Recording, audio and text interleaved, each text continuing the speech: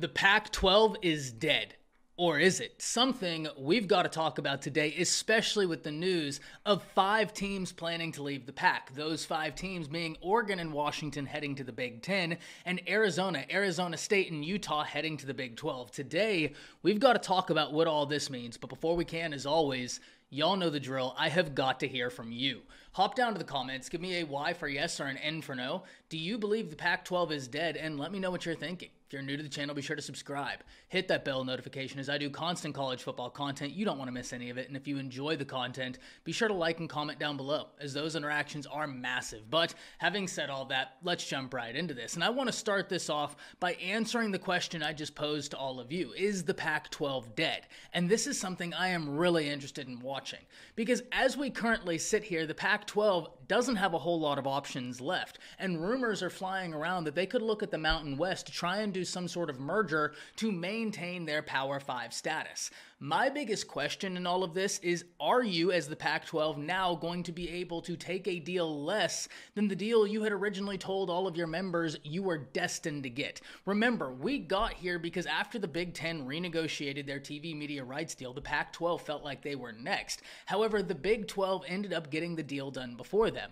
The Pac-12 leadership told all the teams, hey, you can expect X amount of dollars, but that's not what these companies were quoting them. And the Pac-12 kept hitting the negotiating tables, looking for deals that were more lucrative, and those deals just weren't coming. So my biggest question is, are you now that the end of your conference is staring you in the face, are you now going to be incentivized to take a deal that's less lucrative than the one you were originally offered?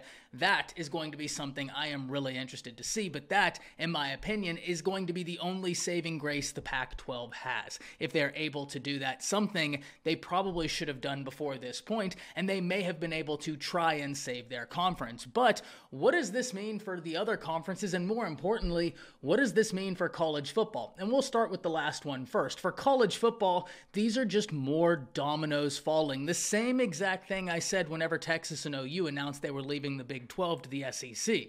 At that time, I said, this is just the beginning. And sadly, I don't think we're at the end yet. The death of the Pac-12 may not even signify the end of conference realignment, and that's something we have got to watch, because now there's some chatter about some ACC schools that are less than pleased with their TV media right deal and how it compares to that of the Big 12, of the SEC, and of the Big 10. So that's something we've got to watch. But let's talk about the conferences that are absolutely affected today, being the Big 10 and the Big 12, and we'll start with the Big 10.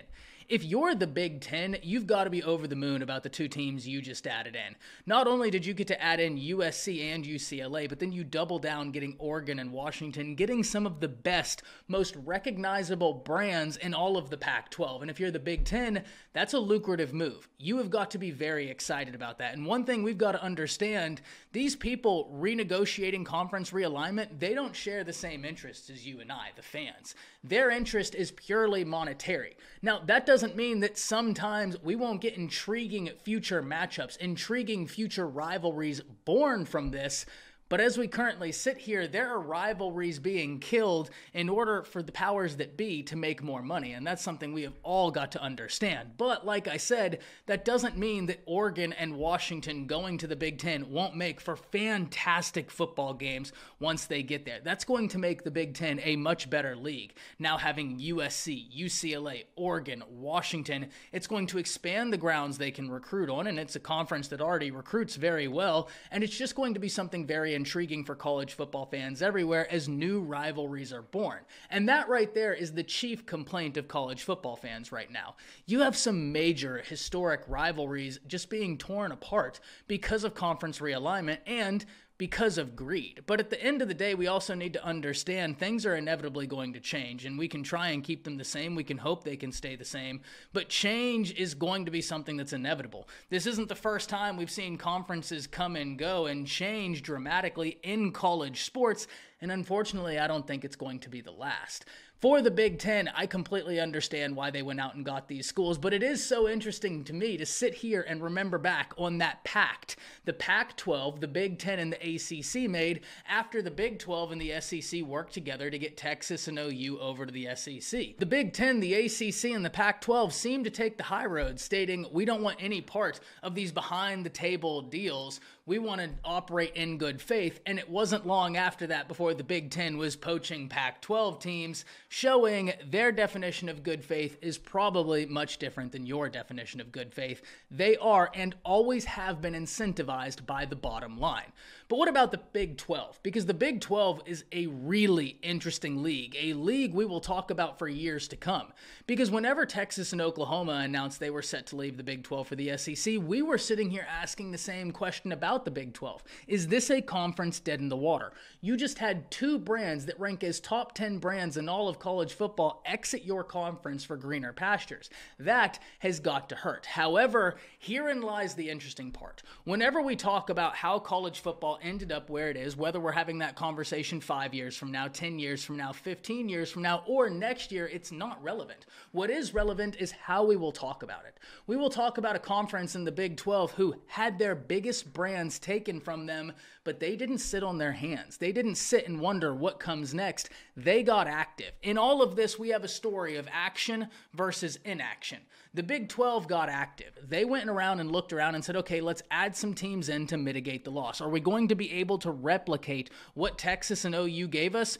Probably not. It would be near impossible. However, we can do something, and what they did do was add in 4 teams off the rip. 4 teams in Cincinnati, Houston, BYU, and UCF, teams that move the needle. But they weren't done there. They then added in Colorado, and as reports would have it, Arizona, Arizona State, and Utah. And I personally love the addition of Utah. Something I've been talking about consistently here on the channel is that the Big 12 needed to go and get Utah. That was the best move they could have made. And the reason is quite simple. It's actually something we've touched on in this very video.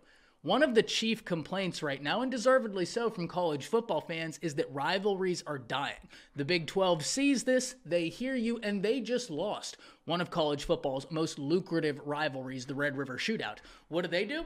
Well, they look at Utah and say, hey, we just got BYU. We just lost one of the biggest premier rivalries in all of college sports. Forget college football. In all of American sports, how do we replicate that? We're not going to be able to do a one-to-one translation and be able to completely replicate what we had, but let's get a team in here that can cause intrigue. And they went out and got Utah, who shares a rivalry with BYU, and now the Big 12 gets to play host to that rivalry year in, year out. To me, that was a fantastic move and shows there can be an intersection where the decision makers who are after money can hit fan interest by adding in teams such as Utah to the Big 12, where the Big 12 is going to stand to make more money, but so too will the decision makers. They will stand to make more money, and in my opinion, Utah's addition to the Big 12 is better for college football.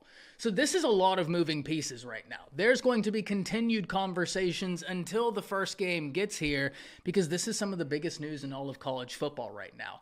Conferences are being built and torn apart right in front of our very eyes, and it's not done yet. As rumors that the ACC is starting to get a little bit unsettled, we're going to have to turn our attention to that sooner rather than later. But I can't wait to hear from all of you. Hop down to the comments. Let me know what you're thinking. As you can see, the new studio is finally done. Content is going to be changing a little bit. Next week, I'll be running a series of polls asking all of you what you want out of the channel, because at the end of the day, this is all for y'all. Y'all allow me to basically sit here and rant about my views on college football, and I hope that it can continue growing and becoming one of the best platforms for college football content and college football fans to come together.